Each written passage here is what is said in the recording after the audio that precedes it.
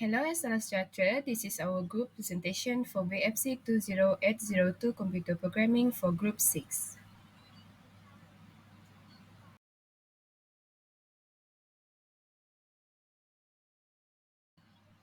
First of all, let me introduce my group members. The first one is Levandiran anak lelaki VJAYAKUMAR. The next one is Kumar anak lelaki Murali. Muhammad Nazir bin SHAMSUDDIN. AINA MARDIAH binti ZAMBRI. And lastly, me myself, Alice anak MEREDIN. The process of designing, writing, and implementing sets of instruction known as code that computer can execute is known as computer programming. It entails the use of specialized languages and tools to develop software programs and applications that can perform specific job or solve specific problem. Programming is necessary talent in today's technologically driven environment. It let people use computer capacity to automate operation, modify data, and create novel solutions. This project is using Python as the program to develop code for the problem. Python is a sophisticated and adaptable programming language that has grown in popularity in recent years.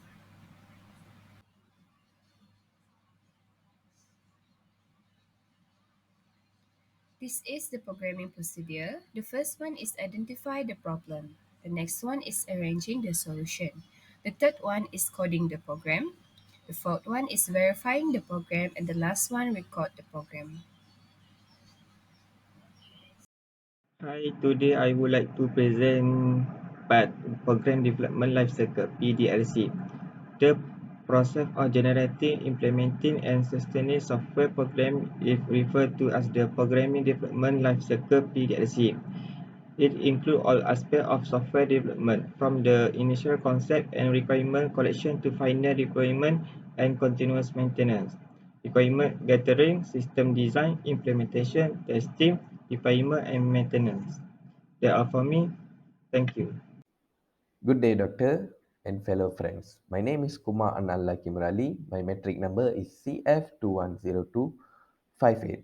Today, I will explain about the pseudocode of our project.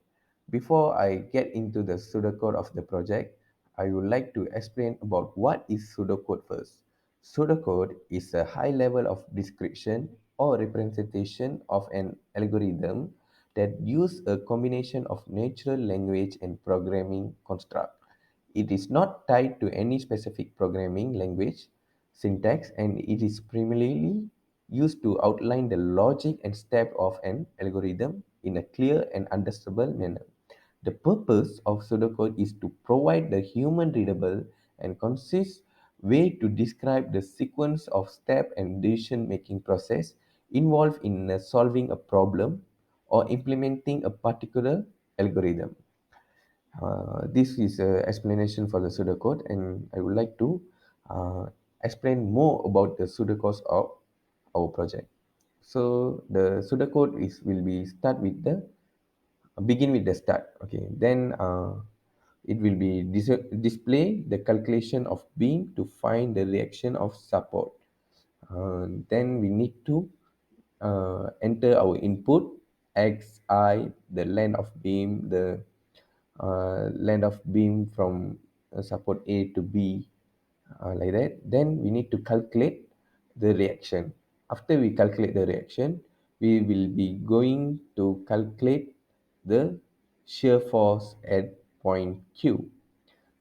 Okay, before we start to calculate the shear force, and it will be displaying calculation of internal shear force at point Q. And we need to enter all the input provided, and with the input there will be a condition, three condition, where x is more than x is less than I. They will be using the condition 1, whereas x is more than equal I is will be using the condition 2, and if the I is more than L1, the condition is invalid.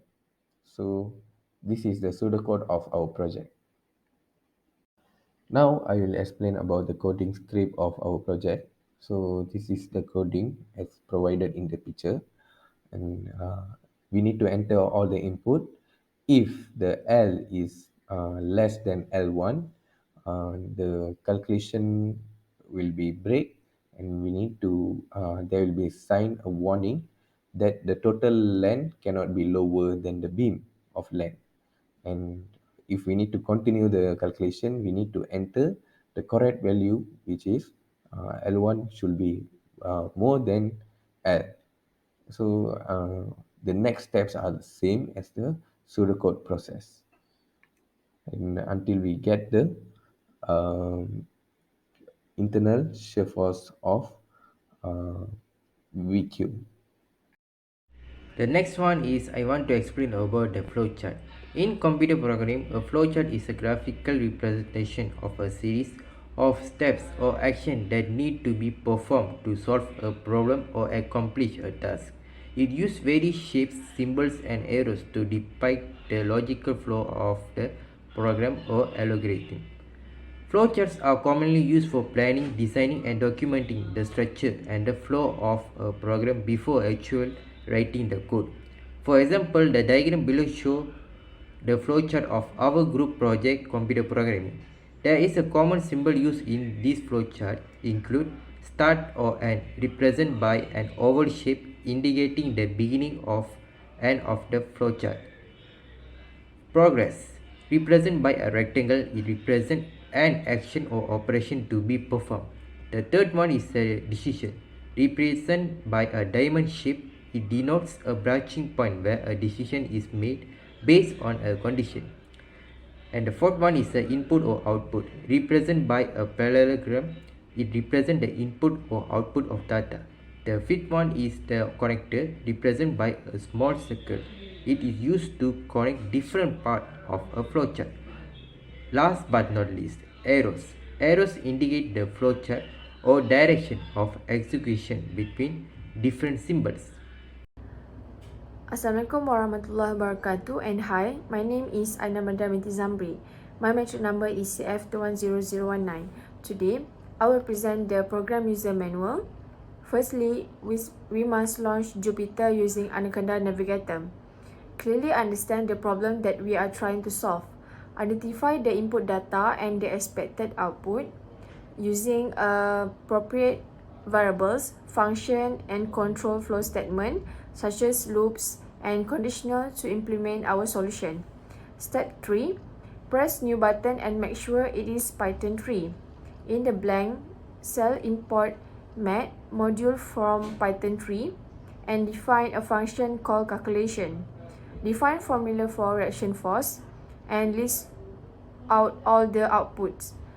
Press run button to run the program and enter all the input. Lastly, the result will display.